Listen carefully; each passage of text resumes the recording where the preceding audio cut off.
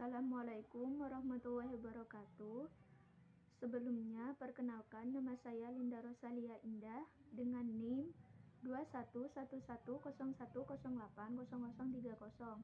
Nah, di sini saya akan mempresentasikan makalah saya tentang analisis hadis tarbawi untuk memenuhi tugas yang diberikan oleh dosen pengampu saya, yakni Bapak Baroki Zaimina. Langsung saja di sini saya akan menjelaskan tentang hadis Ahmad bin Hambal nomor 8595. Abdullah bin Muhammad bin Hambal al-Marwazi. Nama tersebut merupakan nama lengkap dari Ahmad bin Hambal. Beliau adalah seseorang ulama hadis yang sangat terkenal. Beliau lahir di kota Baghdad pada Rabiul Awal, yakni tepatnya pada tahun 164 Hijriah atau sekitar 80 Masehi. Tahrij hadis Ahmad bin Hambal nomor 8595 ini, pada hadis ini menjelaskan tentang bagaimana tujuan diutusnya Nabi Muhammad. Peneliti menemukan matan hadis yang seperti Al-Kutub Al-Tis'ah, yakni sebanyak satu hadis dalam Musnad Ahmad Ahad.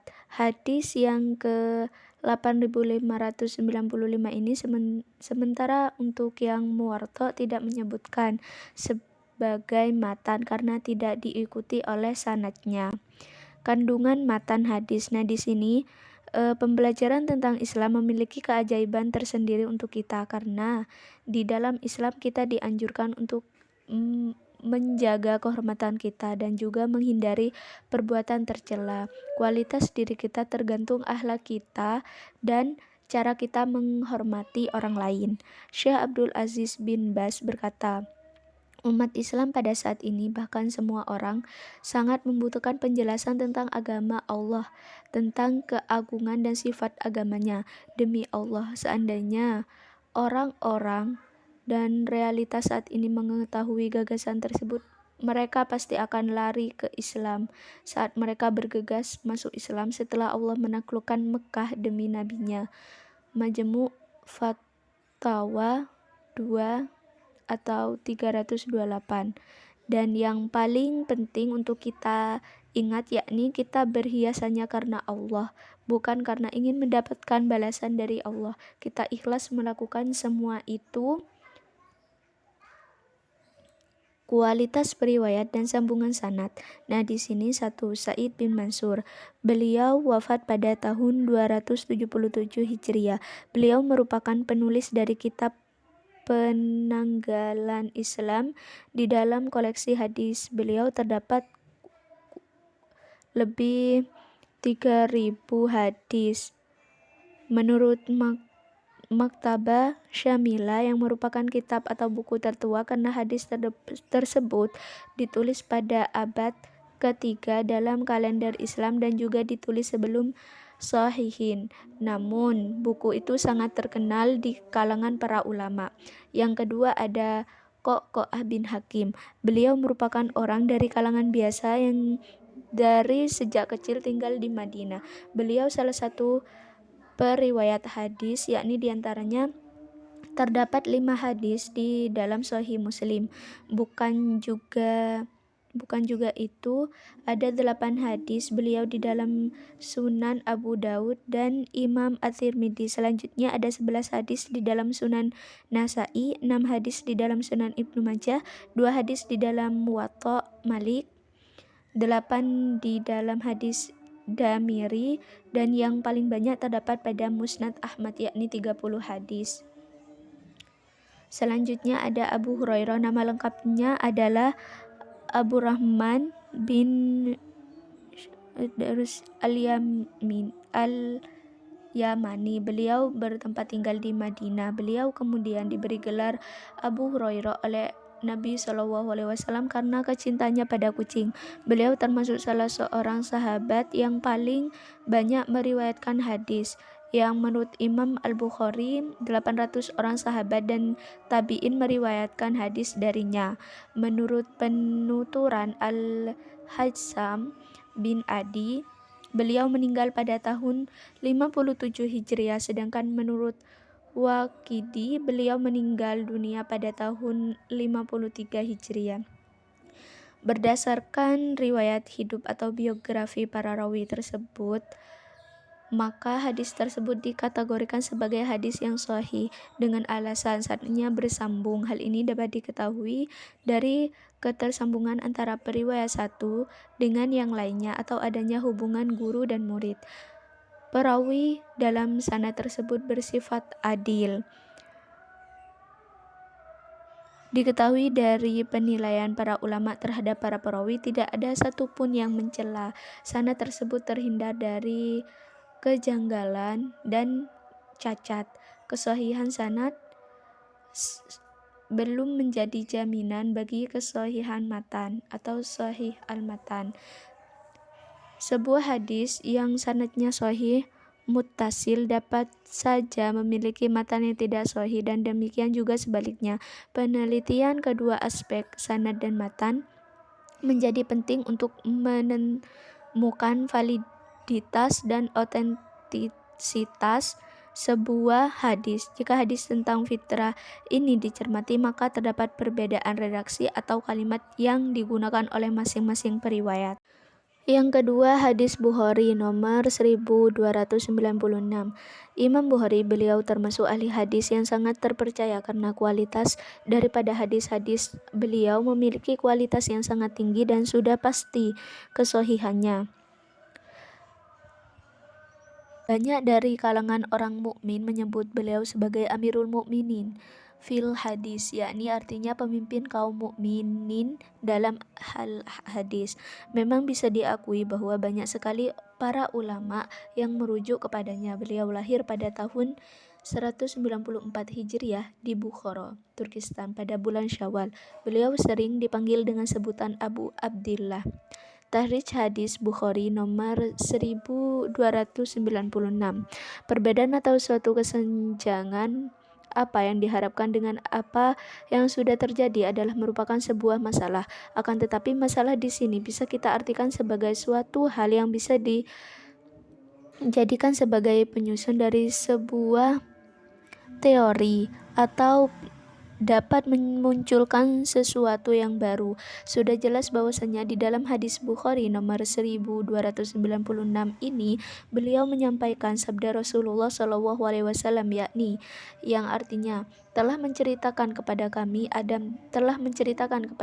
Ibnu Abu Zabi dari Az-Zuhri dari Abu Salamah bin Abdurrahman dari Abu Hurairah radhiyallahu an berkata, Nabi SAW bersabda, setiap anak dilahirkan dalam keadaan fitrah, kemudian kedua orang tuanya lah yang akan menjadikan anak itu menjadi Yahudi, Nasrani atau Majusi, sebagaimana hewan ternak yang melahirkan hewan ternak dengan sempurna.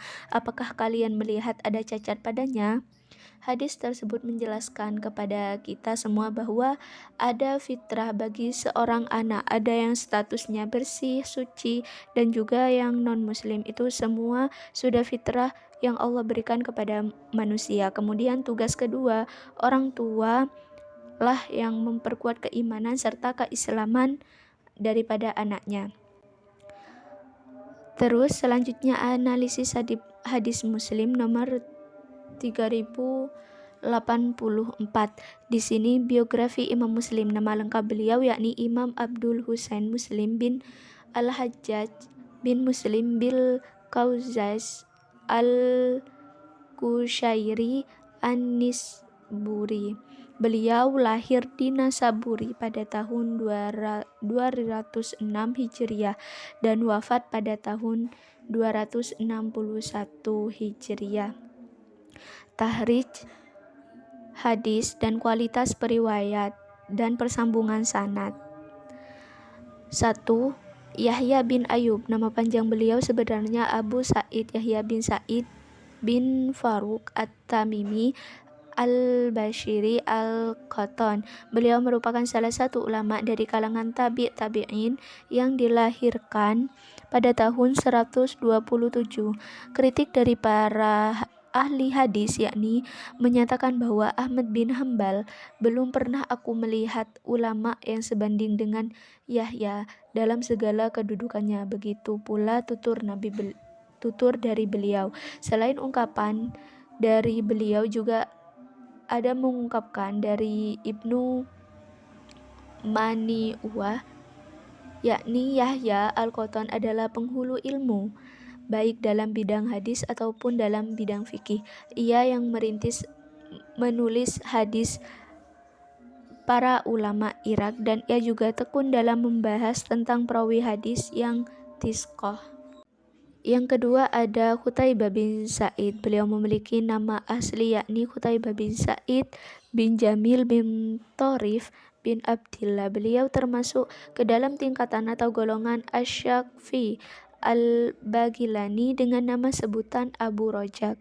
Beliau wafat pada 240 Hijriah. Kritik tentang beliau yakni diungkapkan oleh para ulama. Menurut Yahya bin Mu'in, Ibnu Khatim Ar-Razi dan An-Nasai berpendapat bahwa ia mempunyai sifat tisqo, sedangkan menurut Ahmad bin Siyar, tisqo atau suduk.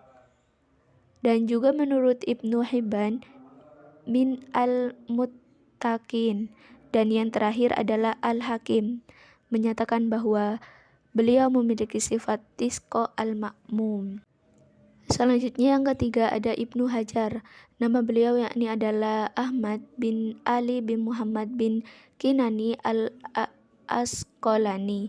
Akan tetapi beliau lebih dikenal dengan sebutan Ibnu Hajar Al-Asqalani. Beliau dilahirkan pada tahun 773 Hijriah dan beliau wafat pada tahun 852 Hijriah. Beliau lahir di kota Asqalan, Palestina, dan juga ada yang berpendapat bahwa beliau lahir di Mesir dan meninggal pun di kota Mesir.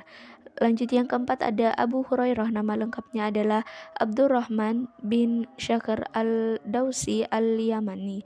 Beliau bertempat tinggal di Madinah. Beliau kemudian diberi gelar Abu Hurairah oleh Nabi SAW karena kecintaannya pada kucing.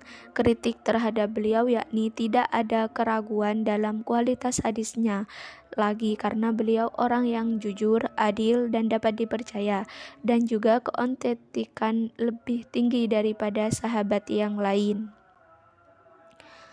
Selanjutnya analisis hadis Bukhari nomor 3202. Nah, di sini ada Imam Bukhari, nama lengkapnya yakni Abu Abdullah Muhammad bin Ismail Al-Bukhari bin Ibrahim bin Mughirah bin Bardizbah. Kelahiran beliau di kota Bukhara, Uzbekistan, setelah sholat Jumat di tanggal 13 Syawal 194 Hijriah atau 810 Masehi. Dari dalam hadis itu dijelaskan bahwa Rasulullah SAW memerintahkan atau menyuruh para sahabat agar menyampaikan ayat yang telah mereka terima kepada sahabat yang lainnya. Sahabat yang tidak menghadiri atau tidak hadir. Hadis dari Sahih atau Kitab Sahih Bukhari nomor 3202 ini biasanya cara pengutipannya tidak utuh. Oleh karena itu dicantumkan olehnya dengan lengkap, yakni hadis tersebut juga terdapat pada Sunan Abi Dawud nomor 3177 dan Musnad Ahmad 6196, dan yang terakhir pada Sunan At-Tirmidzi 2593. Yang selanjutnya ada analisis hadis Ibnu Majah nomor 3661. Di sini hadis Ibnu Majah nama lengkapnya yaitu Abu Abdillah Muhammad bin Yazid bin Majah Al-Qaziyani Ar-Rabi'i Al-Qazwani. Beliau lahir di Qazwin, Iran 209 Hijriah atau 824 Masehi. Karya utama Ibnu Majah dalam bidang hadis yaitu Sunan Ibnu Majah yang dikenal sebagai salah satu dari ke-6 kitab kumpulan hadis yang terkenal dengan julukan Al-Kutub As-Sittah. Selanjutnya tahrij hadis dan kualitas periwayat hadis. Di sini hadis yang diriwayatkan oleh Ibnu Majah yang terdapat pada kitab Al-Adab Babir Al-Walid wa Al-Hasan ila Al-Banat dengan nomor hadis 3060 Selain itu, berdasarkan hasil dari penelitian melalui CD-ROM Maktabah Syamilah, terdapat hadis yang senada atau sama dengan hadis itu, yang di dalam periwayatannya antara lain Ad-Du'afa Al-Kabir li Al-Aqli Bab Al-Haris bin Nu'man. Ada Musnad Al-Jami Al-Silsi'ah, dan juga ada kitab Al-Nikah wa ma yata'allaqoh bihi. Sahih wa Dhaif Sunan Ibnu Majah nomor 671, Mizan Al-I'tidal juz 1, Du'afa Al-Aqli juz 1, Mukhtasar Tarik Dimashqi Bab Daud Torik dan Torik Baghdad. Pada hadis di atas sudah jelas bahwa sebagai orang tua harus bisa memperbaiki akhlak anaknya dan juga bertanggung jawab atas segala sesuatu yang dilakukan oleh anaknya. Maka kita sebagai anak juga harus bisa menjaga diri kita sendiri agar terhindar dari keburukan atau suatu hal yang akan menimpa kita. Terima kasih. Mungkin hanya itu yang bisa saya sampaikan. Kurang lebihnya mohon maaf. Wassalamualaikum warahmatullahi wabarakatuh.